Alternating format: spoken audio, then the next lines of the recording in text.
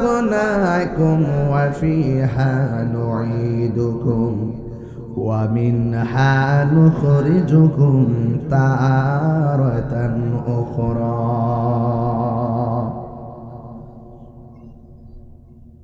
আল্লাহ রাব্বুল আলামিন বলেন এই মাটি থেকেই তোমাকে সৃজন করা হয়েছে, এই মাটিতেই তোমাকে দাফন করা হবে, আবার এই মাটি থেকে তোমাকে ওঠানো হবে, এমন একটা ময়দানে নেওয়া হবে।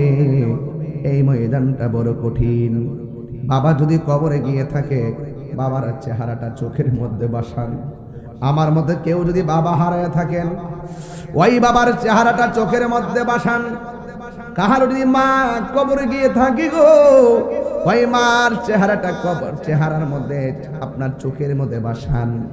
দাদা দাদি নানা নানি আত্মীয় স্বজন যদি কবরে গিয়ে থাকে, আপনার চোখের মধ্যে তাদের চেহারাটা বাসান। আমার সমাজে এমন অনেক নাতি আছে দাদার চেহারা মনে নাই, অনেক সন্তান আছে বাবার চেহারা মনে নাই। এই জন্য আমার নবী বলেন, আমি তোমাদেরকে কবর জিয়ারত করতে নিষেধ করতাম, এখন তোমাদেরকে অনুমতি দিয়ে দিলাম, তোমরা বেশি বেশি করে কবর জিয়ারত করো। আজকে আমি বাড়িতে জুম্মার নামাজ পড়লাম, জুমা পড়ে আমার বাবার রওজার পাশে গিয়ে সব মুসল্লিদেরকে নিয়ে আমি অনেক মুসল্লিকে নিয়ে দোয়া করলাম। বিশ্বাস করেন কিনা জানি না, বাবা রওজার দিকে যখন তাকাইলাম, মনে হয় যেন বাবা আমার দিকে তাকিয়ে আছে। এই চেহারাটা ভুলতে পারি না। এই জন্য যার বাবা দুনিয়াতে নাই, মাঝে মাঝে কবর জিয়ারত করবেন। আল্লাহর হাবিব বলেন, কবর জিয়ারত করলে মরণের কথা স্মরণ হয়, কবর জিয়ারত করলে দিলটা নরম হয়। আজকে অনেকে জিয়ারতকে পূজার সঙ্গে তুলনা করে, এমন কিছু মুসল্লি সমাজে আছে না নাই? জিয়ারত করা কি হারাম না সুন্নাত?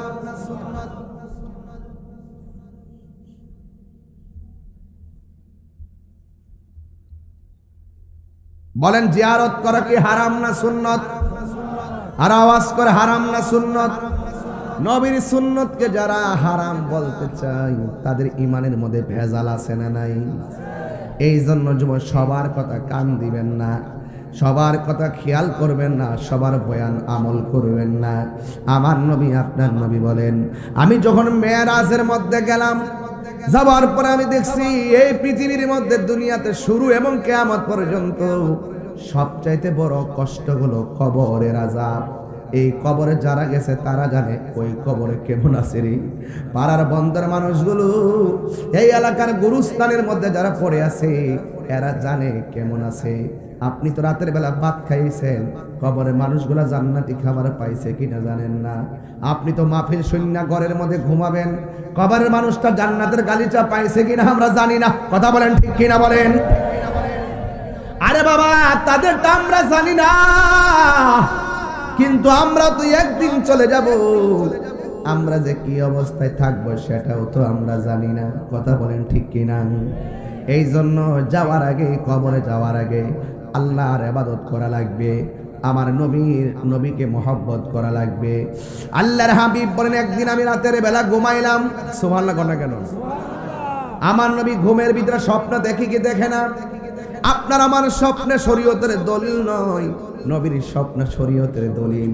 এই জন্য আমার নবী একদিন ঘুমালেন, ওই ঘুমের ঘরে জিবরাইল আইসা কয়, ইয়া রাসূলুল্লাহ, নবী গো, ও মায়ার নবী একটু উঠেন না, আপনাকে নিয়ে একটু সামনে যাব।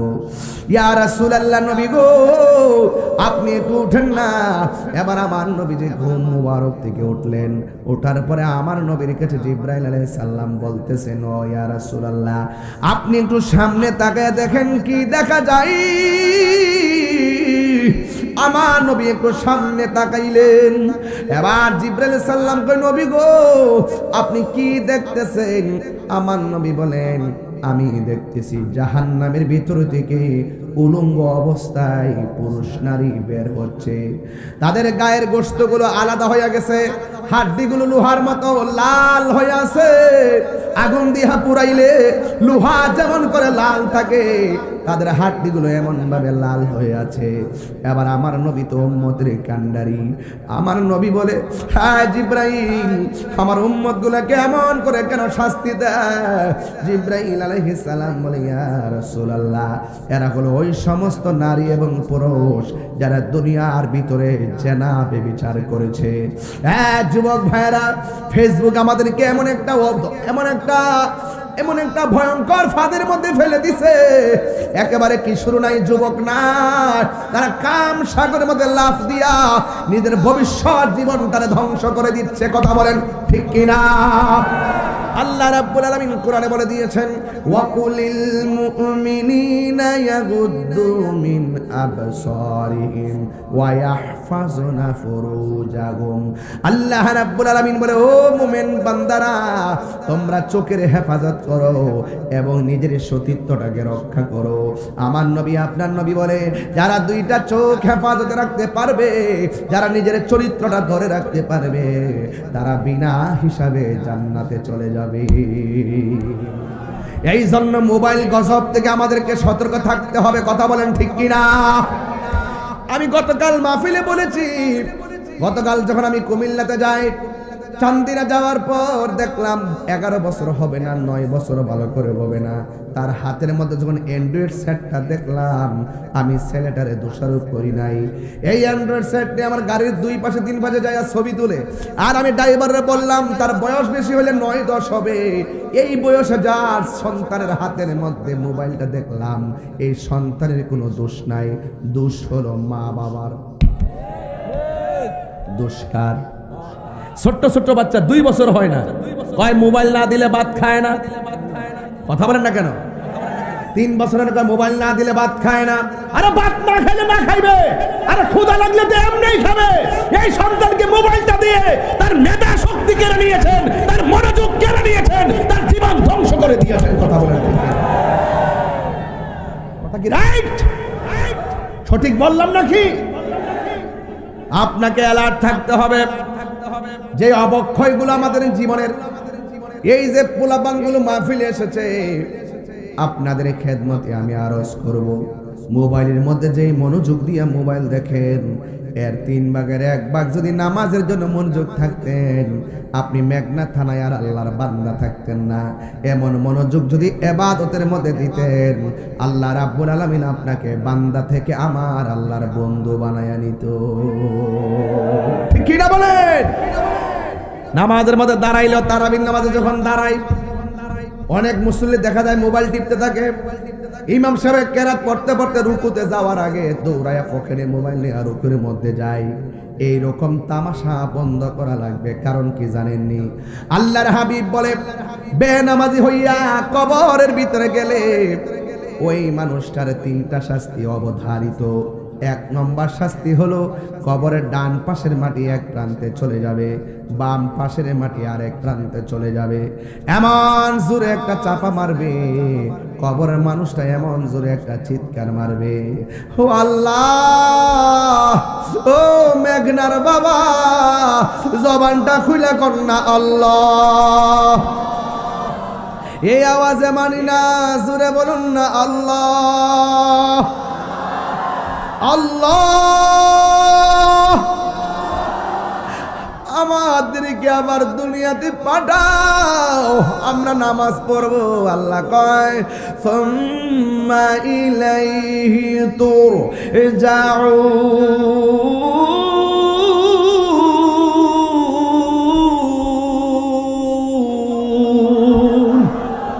আল্লাহ বলে, না না, আমি আল্লাহ যখন তোরে মৃত্যু দিয়া নিয়ে আসছি, আর দুনিয়ায় যাইতে পারবে না। একটা ময়দান তোমার ডাকতেছে, ওই ময়দানটা হলো তারাতান উখরা, ওই ময়দানটার নাম হলো হাসরের ময়দান। কথা বলেন ঠিক কিনা? ওই ময়দানে যাওয়ার আগে আমরা নামাজের দরকার আছে না নাই? এই আওয়াজে মানি না, জোরে কোন আছে না নাই? একদিন মাটির ভেতরে হবে ঘরে মন আমার, কেন বান্ধ দালা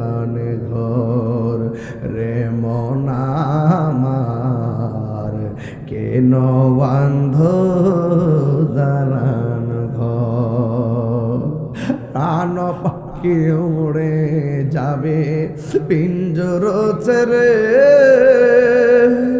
ধরা দামে সবই রবে, তুমি যাবে চলে। সবাই কর না, প্রাণ পাখি ওড়ে ধরা দামে সবই রবে, তুমি যাবে চলে। পিতা তারা শত, বন্ধু বান্ধব যত, মাতা পিতা তারা শত, হয়ে যাবে সবই তোমার পরে। মন আমার কেন বান্ধ দালান ঘর রে, মন আমার কেন বান্ধ দালান। একদিন হবে গরে, মন আমার কেন বান্ধ দালান ঘর রে, মন আমার কেন বান্ধ দালান ঘর। জোরে জোরে কি আল্লাহু আকবার বলা যাবে না?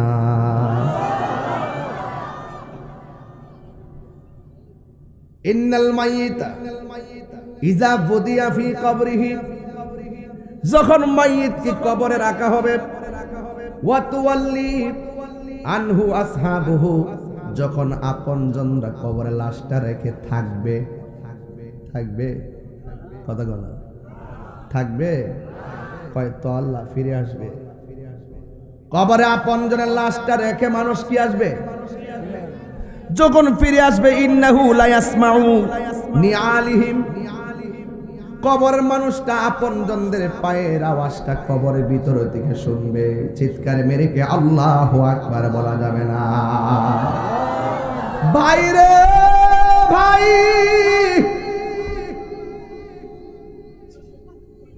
কতগুলো বিয়াদ দেওয়া হয়েছে এখানে, চামড়া উঠালাম কিন্তু, চামড়া বুঝো, চিনো আমাকে, আমাকে চিনো, চামড়া উঠে ফেলবো।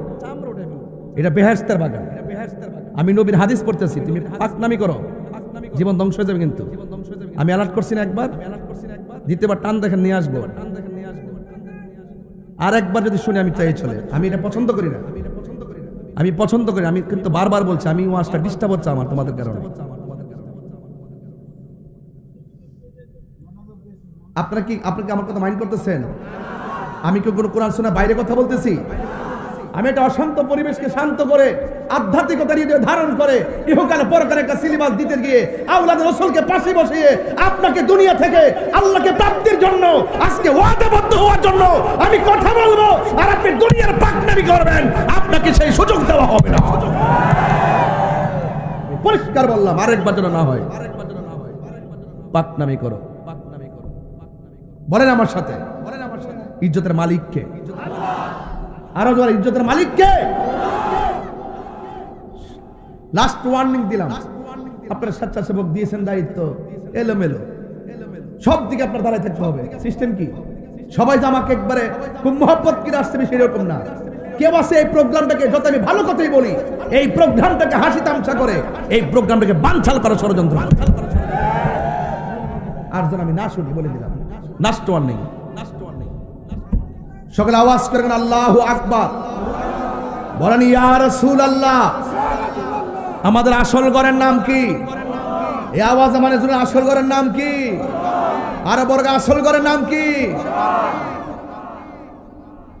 কবর থেকে মানুষটা পায়ের আওয়াজ শুনতে পায়, আপনি বুঝেন ওই সময় তার মনটা কি করে? ভাই আমার, আমার তোরা গোসল করাইলি, কবর যদি থাকলে না। আরে আমার বাজারে তো নতুন কাপড় কইরা বাইন্ডিং করলি, তোরা দি কেউ কবর পাশে তাকস না। হাজার হাজার মানুষ আমার জানাজার নামাজ পড়লি, একটা মানুষ দি কবর আইলি না। শেষবার মনে করছি দুইজন কবরে আমার নামাইছে, আমার কবরে মনে হয় থাকবে, তোরাও দি থাকলি না। এই হাদিস শরীফের মধ্যে কি সুন্দর কথা শুনে যান রে বাবা। ও বন্ধু, এবার মাটি দিতেছে, মাটি দিয়া যখন চলে আসছে বলা হচ্ছে ইন্নাহু লা ইয়াসমাউ কুরআনি আলিহিম, চিৎকার মেরে কন্যা আল্লাহু আকবার। কবরের ভিতর থেকে আপনজনদের পায়ের আওয়াজ শুনবে, 40 কদম হাঁটিয়া আসিবে স্বজন, মুনকার নকির হাজির হইবে রে তখন। হাদিস শরীফের মধ্যে দেখছি তাদের চোখগুলো হবে নীল নীল, পৃথিবী সমান বড় হবে তাদের নখগুলো, এমন ভাবে কবরটা কোদাল দিয়া যেমনে মাটি কাটে এমন ভাবে তারা কবর খুঁড়তে থাকবে। আল্লাহু আকবার কর না কেন? কিছু কিছু মানুষ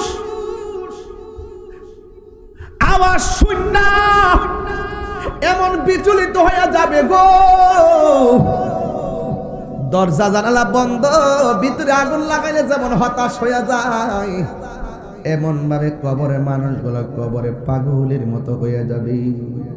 মানুষ যখন চলে যাবে ওই আতাহু মালাকানে, মানুষ চলে যাওয়ার পর দুইজন ফেরেশতা আসবে, ফায়াকুআদানিহি, ওই কবরে যখন নামানো হবে তখন কবরে দুইজন ফেরেশতা সাথে তুইল্লা বসাবে। এবার বুঝেননি কাফনের কাপড় এমনি চেহারা ডাইকা থাকবে, এমন ভাবে কাপড়টা সরাইয়া মাথার মধ্যে দইরা কবরের মধ্যে এমনি বসাইব। বুঝতেছে নি ডাইনে মাটি, বামে মাটি, উপরে মাটি, নিচে মাটি, অপরিচিত দুইজন ফেরেশতা যাদেরকে জীবনও আমরা দেখি নাই। লোকগুলো আয়সা কি কই শোনেন না রে আব্বা, লোকটা আয়সাই বলে মা কুনতা তাকুলু ফি হাজার রাজুলি মুহাম্মদ, এই নবী সম্পর্কে দুনিয়াতে তুই কি বলতে? ওই ফা আম্মাল মুমিন, ওই মানুষটা যদি মুমিন হয় সে বলবে ফায়াকুলু, সে বলবে আশহাদু আন্নাহু আব্দুল্লাহি ওয়া রাসূলুহু, আমি সাক্ষ্য দিচ্ছি তিনি আল্লাহর বন্ধু এবং আল্লাহর রাসূল। এবার ফায়াকুল, এবার ফেরেশতারা বলবে উনজুর ইলা মাকাদিকা মিনান নার, তুমি তোমার জায়গা থেকে ওই সামনে তাকায় কি দেখা যায়? ওই এটা তো দুজক দেখা যায়। ওই কাদ আবদালাকাল্লাহু বিহি মাকাদাম মিনাল জান্নাহ, তুমি কবরে নবীর চিনার কারণে, কবরে 3টা প্রশ্নের উত্তর দেওয়ার কারণে আমার আল্লাহ ওই জাহান্নামের আগুন পাল্টাইয়া তোমার জন্য জান্নাত বরাদ্দ করে দিয়েছে। এমন নসিব আমরা মেঘনাবাসীর হই বলি, এমন নসিব আমরা তিতাসবাসীর হবেনি। আরে দুনিয়ার মে বিসিএস পরীক্ষার প্রশ্নপত্র পাস হলে পরীক্ষা ক্যান্সেল, ইন্টার পরীক্ষার প্রশ্ন পাস হইলে ফাঁস হয়ে গেলে কি হয়ে যায়? প্রশ্ন ক্যান্সেল হয়ে যায়। এই জন্য প্রশ্ন যদি আগে আউট হয়ে যায় সব শেষ। কিন্তু কবরে যাওয়ার আগে আমার আল্লাহ 3টা প্রশ্ন আউট করে দিছে। কয় যতই মুখস্থ করো কাজ হবে না, কবরের প্রশ্নের উত্তর দিতে গেলে আমার আল্লাহ বলেন ওয়াবাশশিরিল্লাযীনা আমানু ওয়া আমিলুস সালিহাতি